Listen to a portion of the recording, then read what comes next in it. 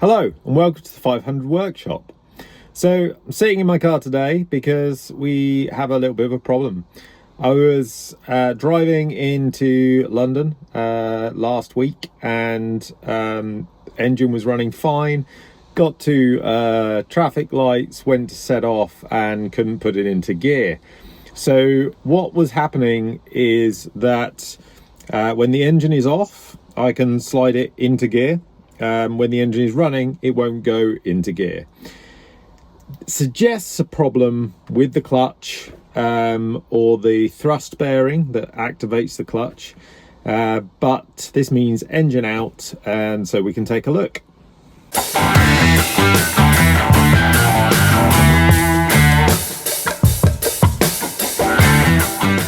So we're in the car at the moment. The clutch pedal feels pretty positive. Feels like it has a clutch.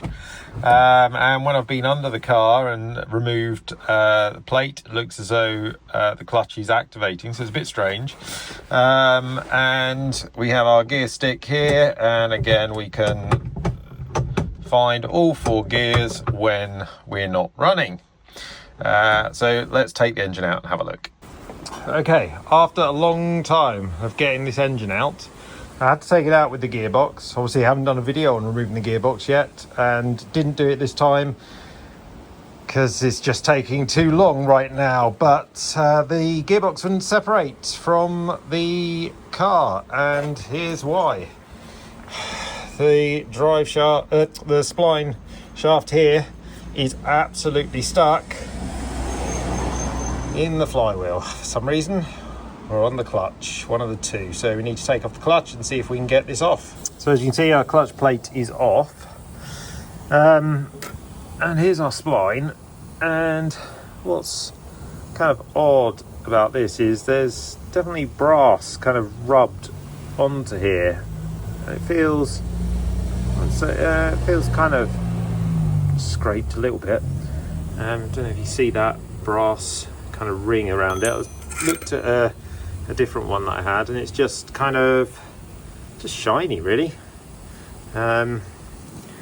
Doesn't seem to, it's really difficult to get focus, but this was absolutely stuck rigid in here, which suggests that kind of the brass with the engine heat and stuff is expanding, and yeah, creating kind of, I wouldn't say a weld, but enough friction to make it not want to part. So that needs further investigation. In getting this off, I broke the connector here. It's meant to look like that, so it goes into one of these shafts, and is kind of gripped in. But yeah, that's broken. So somewhere deep in there, the other side of the clutch, the other side of the kind of gearbox, is where that sits, and we're gonna have to do some investigation as to how to get it back in there. Okay, so I've put the gearbox up on a bit of a stand here, that's homemade, just on some bricks and a bit of wood. I've just taken the inspection hatch off, just take a look inside. Let's take a quick look. Gears look good, no teeth, obvious teeth missing there. Can turn it over a little bit. Looks all good. No damage or anything to the gearbox from what we can see. But before I get too far into it, I'm going to drain the oil out. So I've got my oil catcher here, got a stand there so I can try and brace it over the pan. Then I can take the drain plug out and let the oil flow out. So the gearbox is fighting me all the way. Really struggled to get the drain plug off. Managed to get it in the end. It's got a few flakes and bits and pieces on it, like a nice lot of sludge. Not sure when I changed the oil on this one last, so definitely needed doing. That's quite dirty, but hopefully we'll let that drain out now, and once it's drained we can start, first of all, probably cleaning up the outside a little bit before then digging in and seeing if we can get our input shaft back in. Okay, we've cleaned up our gearbox just to make it easier to work on. Used one of my favourite products, which is the Napa brake cleaner and clutch cleaner. It just disintegrates the dirt away from it. So now we need to get the bell housing off to actually take a look and see how bad the damage is. First thing I'm going to do is take the thrust bearing off, so we'll do that in a second. And then looks as though we've got a number of bolts here hanging it together, but we've also got the drive shafts which connect down the line, so we'll have to uncouple this, take it down the shaft, and that should give us the ability to take this front bit off. We'll start though with the thrust bearing. So it's got a couple of clips just holding it in place. They're not absolutely necessary, but I find that they're good to have. So that's our thrust bearing, and the way the thrust bearing works is when you push down the clutch, it activates our spring on the side here. Let's just make sure you can see that. Yeah, you can. Okay, so what you're basically doing with your foot is pulling this backwards, and that in turn is pushing out the thrust bearing onto the clutch plate and activating the clutch. So this just nicely comes off.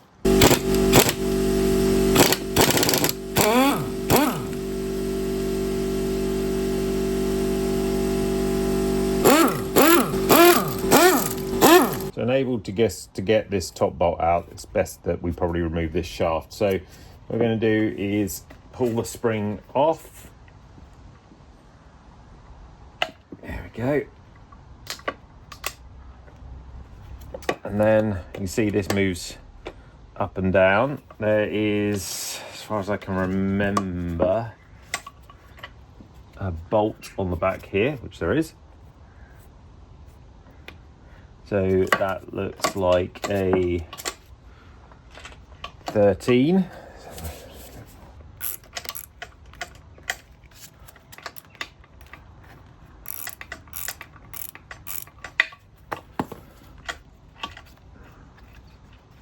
There we go, so that bolts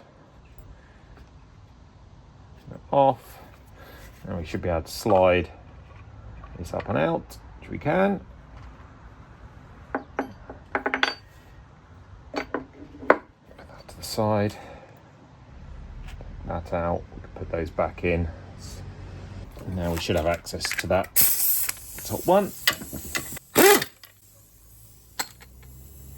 And there we go. So there are all the bolts on there. We now need to focus on the sides. Just going to give this a little bit of a clean up off camera, and then we'll continue. So now we've tidied up that, we're going to take this side off first, and we'll turn it around and do the other side, and then hopefully we should be able to pull apart the case.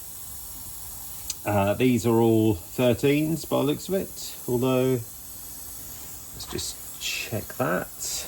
They may be slightly bigger. Oh, sorry. These ones are 10s and these ones are 13s. So I think we should just be able to take the 13s off. And then that should just be able to pull towards us. Okay, with the way that they've come out of there with the studs, I'm thinking that we should be able to separate that without taking the other side off. Although we might need to take those off anyway to get the access we need, but rather than going any further, just put that back on for a moment. Put these to one side in a jar. I'm going to flip it around and try the other side. So theoretically, I think there's nothing else holding this together. I just might need a little bit of persuasion. So I have here a hammer. This is a Thor hammer. It's got a copper side and a wooden side. Copper side is good for hitting metal things and not damaging the actual metal itself. So I'm going to give this bit of a tap. Okay, it's coming apart, which is great. Let's try and do it relatively equally, and there we go. We have separation. Okay, so trying to hold a bit of a torch on this so you can see. Here is the connector for our input shaft, and what I'm going to try and do is get that out, connect it to our drive shaft, connect it to our impact shaft, and then reconnect it to the shaft on the other side there. So I just zoomed in a little bit. Hopefully with our light we can see it. There's two tiny prongs. Let's see if I can point them out. Up the top there's two tiny prongs, and we can squeeze them together and try and pull those off. Now that's like a sprung ring, and when you squeeze them together and pull that sprung ring off, there is a tiny pin that sits on the other side, and that tiny pin should then drop out and allow this connecting sleeve to slide out. How much of that we're going to be able to get on camera, not sure, but let's give it a go. Because it was impossible to film getting that clip out, but also just impossible to get the clip out, I've taken the other bolts off, so now we should be able to lift the drive shaft out. There we go, as one unit. Now that's safely put to one side, I should now be able to easily get this clip out. Push it along a little bit more. Okay, now we should be able to, some gentle persuasion, get this clip to come out. Okay, let's see if I can get something to push that through with. Okay, so the pin, here you can see the pin has now eventually dropped down. So we're going to take that out. And actually you can see that this pin is quite damaged from us trying to get the gearbox separated from the engine. So I've bent that. And we can slide this off now.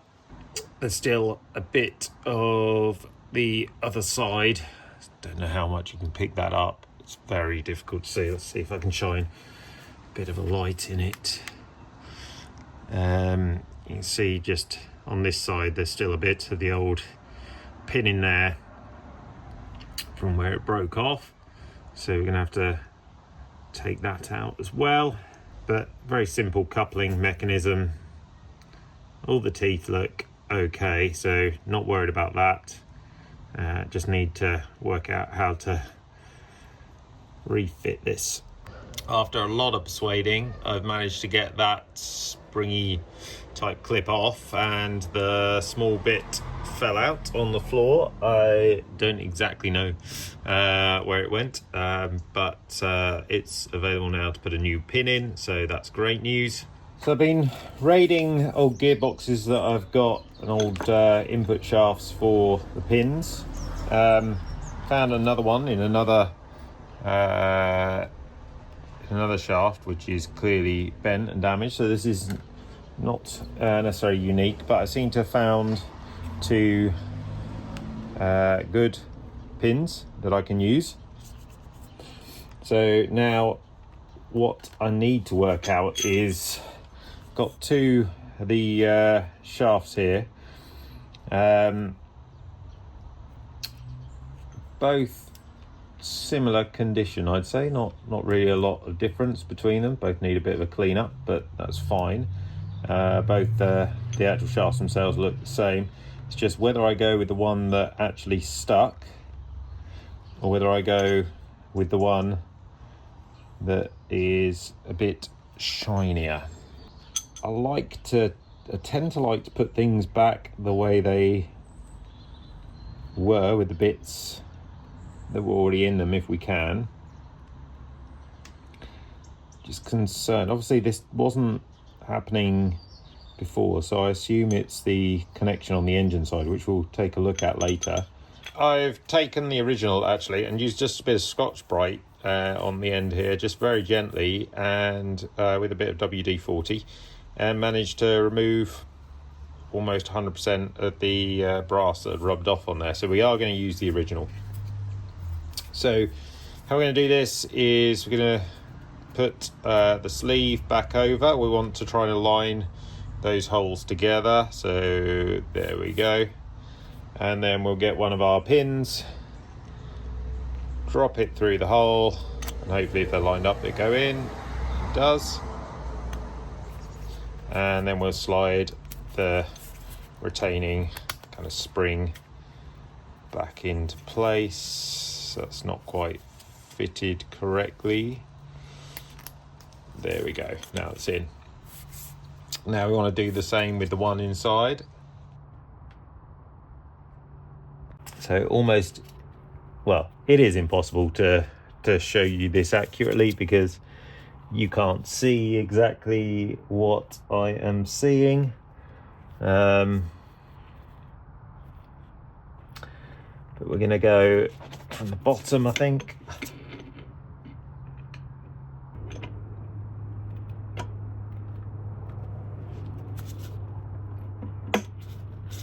So I think that's the hole lined up. I can only really tell when I put the pin in.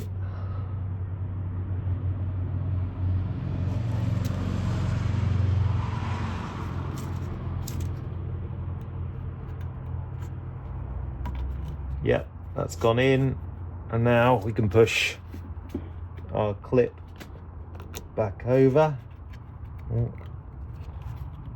Make sure the pin's in the right place, and there we go. That's back in and doing what it should be doing. Hopefully I caught some of that on video. We're back in with our drive shafts, and we can put the bolts back on there. I've cleaned up the bell housing on this side. It had a load of what can only be described as bathroom sealant on, and the reason why I describe it as that is because it is that, bathroom sealant. Not sure what people's obsession is with using bathroom sealant rather than an engine sealant, but it's frustrating, but had to remove it all. So it's all cleaned up, ready to go back on here. I can get some engine sealant, just run a small thin bead around the edge, and then put it back on, and we'll mate it up. So as usual, I'll be using 3Bond, which is a silicone liquid gasket. I'm just going to put a really fine spread of it around the block. I'll quickly show you that, and then we'll attach it to the main gearbox. Just put a thin smear of sealant around. Now I should be able to mate this together.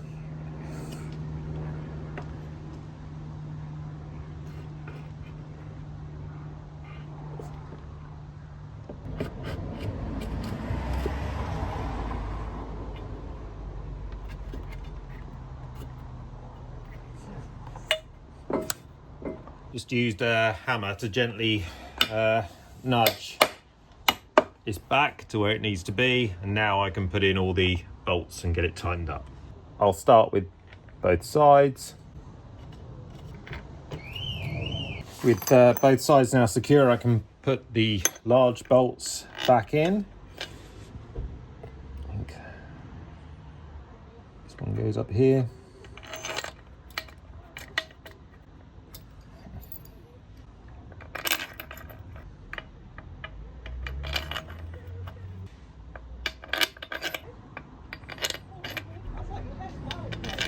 And now I can tighten all those up. It's all nicely locked together now. so we can put the truss bearing and the mechanism back on here. Slot that one in there. Make sure it moves around nicely, which it does.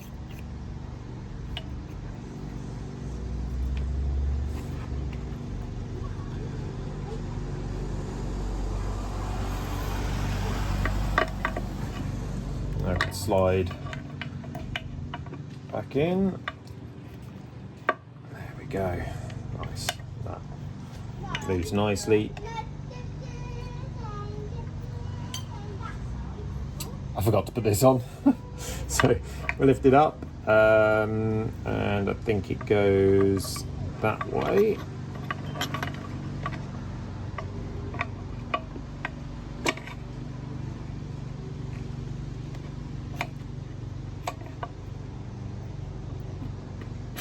There we go. And then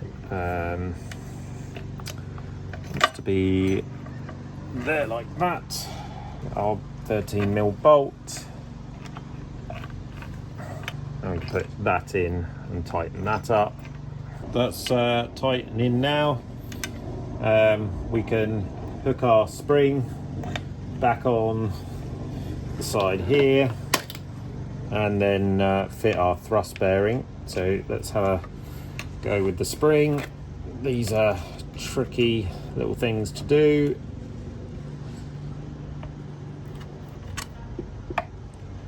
Cool.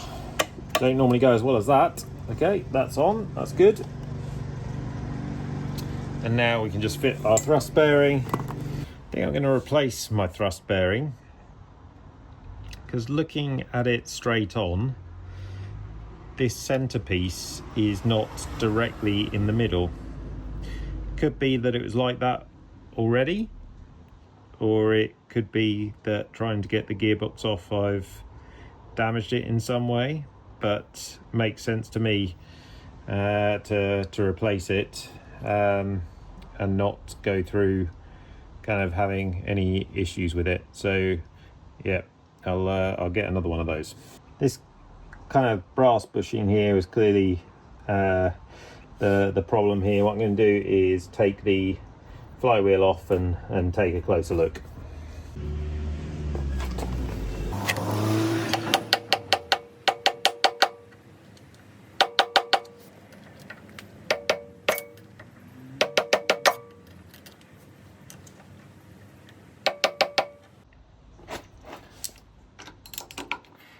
Ratchet.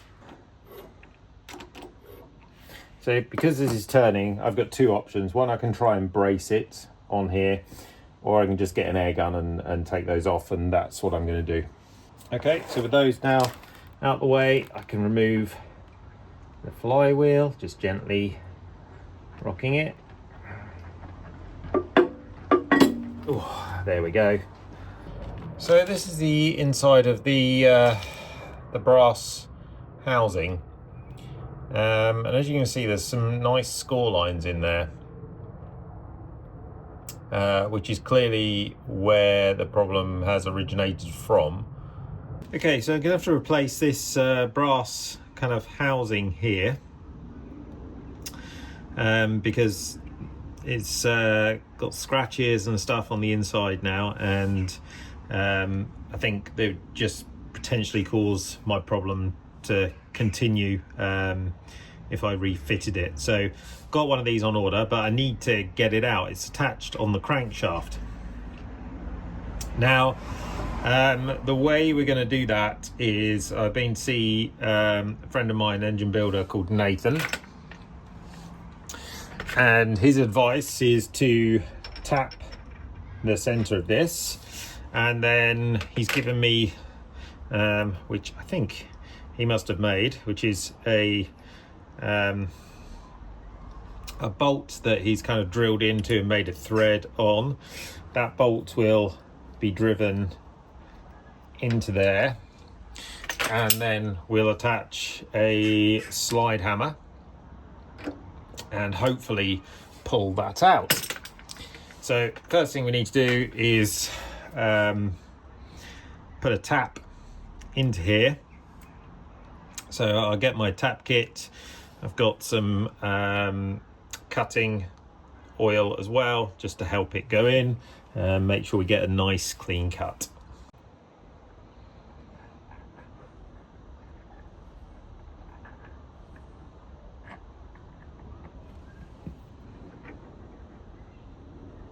So try and get this straight as possible, then turn it and turn it back, turn it and turn it back, and by turning it back you're just taking off the burrs and allowing it free movement.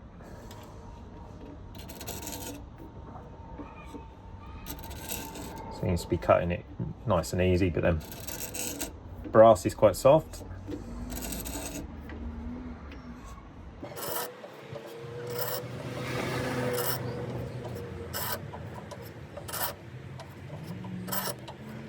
Okay, come to the end there because it's now locked, so we'll withdraw this. Now we should be able to take our bolt, run that in. It seems to go in nicely. Just take this off for a second, get myself a ratchet and drive that into the end.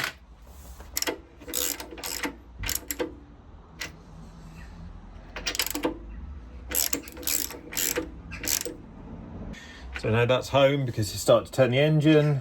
Now we can put this thread in there.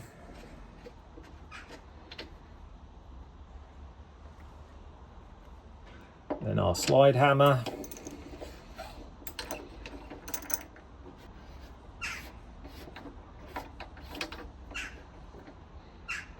Okay, let's see if we can get it out. Starting to come.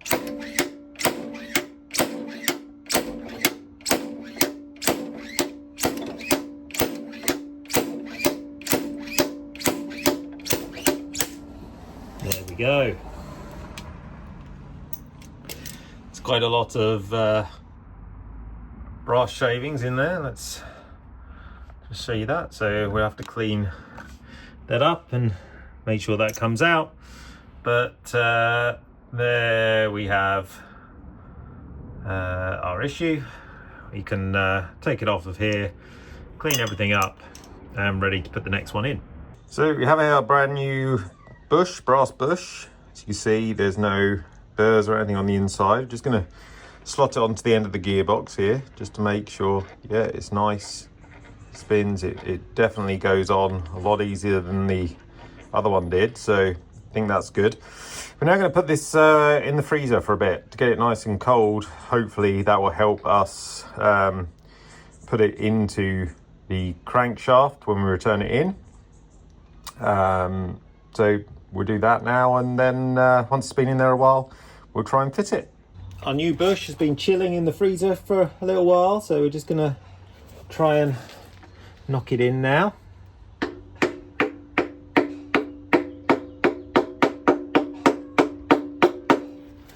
Try and do it as straight as possible because we don't want it to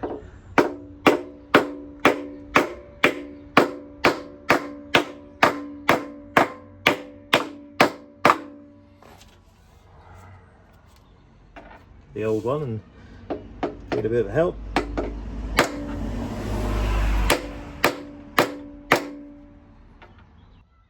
I think that's where it sticks out. I'll just give it another couple of taps just to make sure it's seated properly.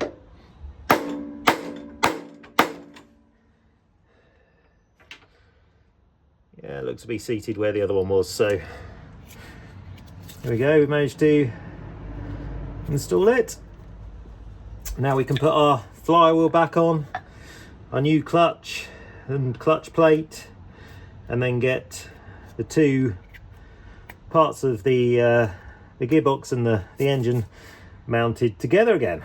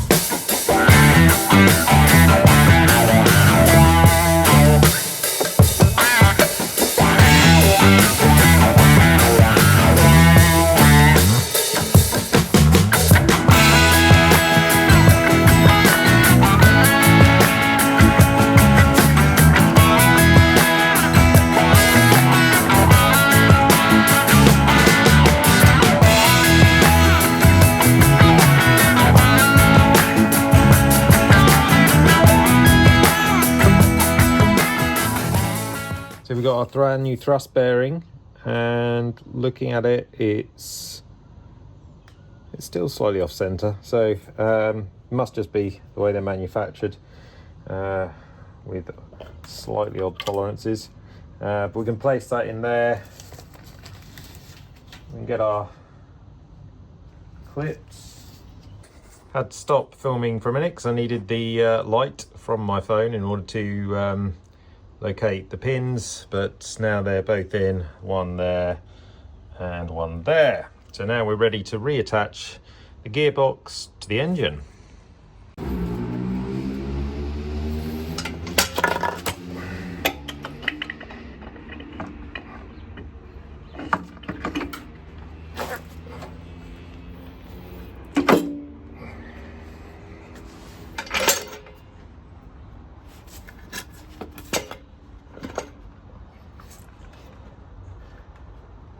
There it goes, home. So now we just need to do all the nuts and we're good.